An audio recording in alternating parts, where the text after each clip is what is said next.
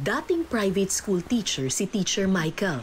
Ipinagpalit niya ang ginhawa ng kapatagan para magturo sa pampublikong paaralan. Di niya akalaing sa bundok pala siya i-assign ng DepEd. Kasi po, ang nakalagay lang po dun sa ESO ko, Mirayan Elementary School, Banluan Extension. Hindi ko po napansin yung Banluan Extension. Ang nasa isip ko po, ang idea ko po, Mirayan lang. Sa wow, dito lang ako, pwede akong mag-uwian, magmotor, back and forth. Hindi namin alam kung ilang ilog, kung gaano kataas yung aangonin. Doon po, na-realize ko na ito na yon, ito na po, ganito na po ang sitwasyon.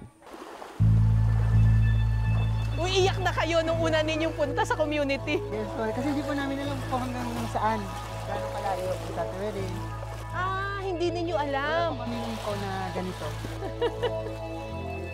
Nabudol pala kayo, ano?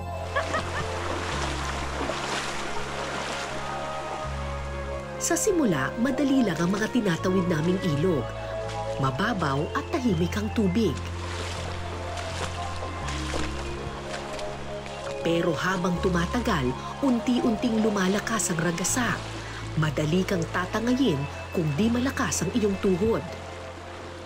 Medyo maikli lang ito tatawirin na ilog, pero mukhang malakas yung ragasa, so ingat lang.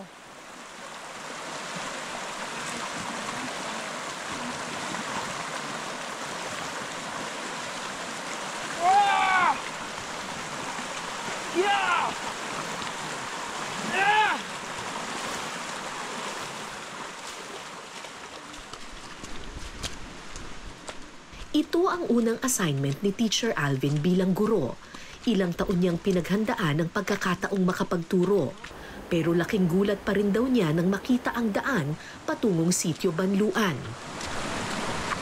Mahirap na pong tumanggi po sa trabaho kasi trabaho ang hanap, trabaho ang ibibigay sa iyo. Ang problema lang po talaga yung pag-akyat at pagbaba po namin.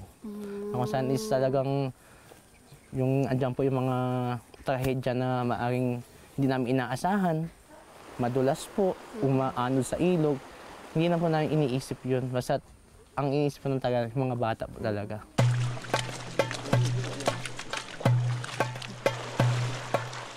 Makalipas ang halos 2 oras, sa wakas narating din namin ang ika-25 tawid ilog. Ito na raw yung huling tawid ilog. Pagkatapos nito, puro paahon na raw. Kung nakikita ninyo yung parang hagdan na yon, yan na yung simula ng ahon.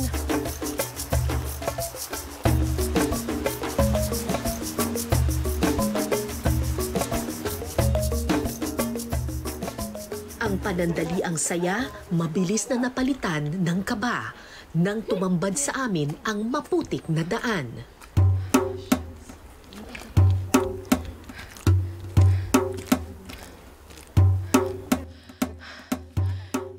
Pwede bang ilog na lang ulit?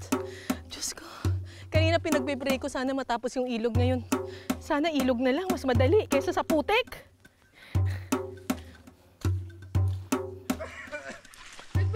Pumipilit pa akong humakbang. Slide lang na slide. Linggo-linggo, ganito ang tinatahak ni na Teacher Michael at Teacher Alvin. Mahirap at napakahabang kalbaryo para lang makapagturo. Nagsisi ka ba na Hindi naman po.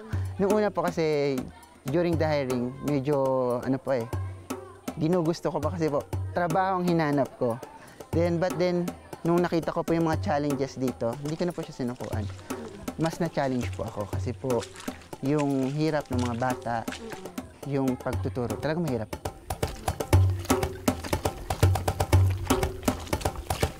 May mga putik na abot binti.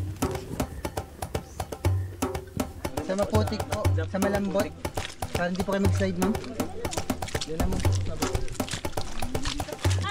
At may mga putik na sa sobrang dulas at tarik.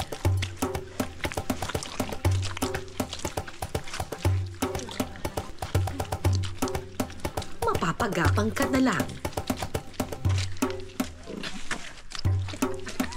Hindi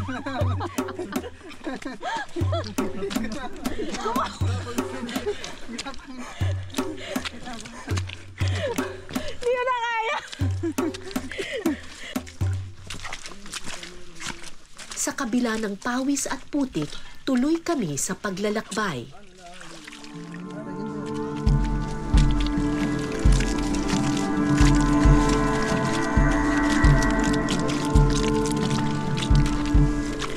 Ang problema, makalipas ang isang oras na paglalakad sa putikan,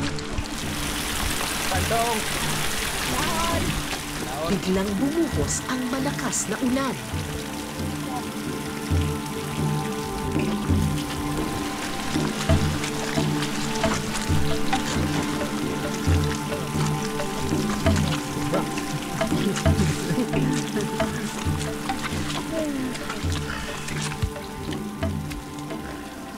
Bastahon.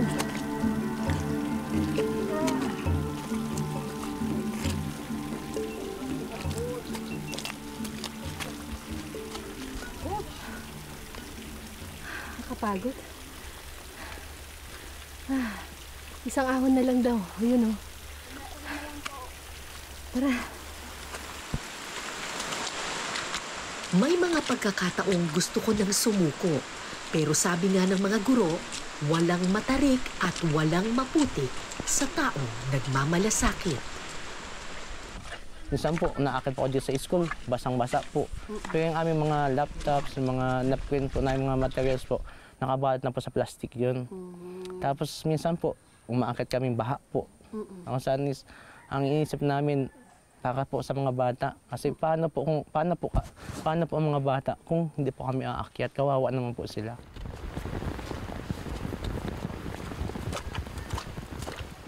Makalipas ang ilang minuto, Malayo pa?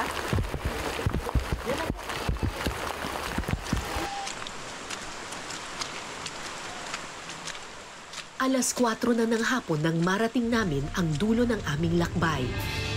Ang sityo ng mga tao-buhid Mangyan. Ay, salamat! Ay, thank you, Lord! Oh, thank you!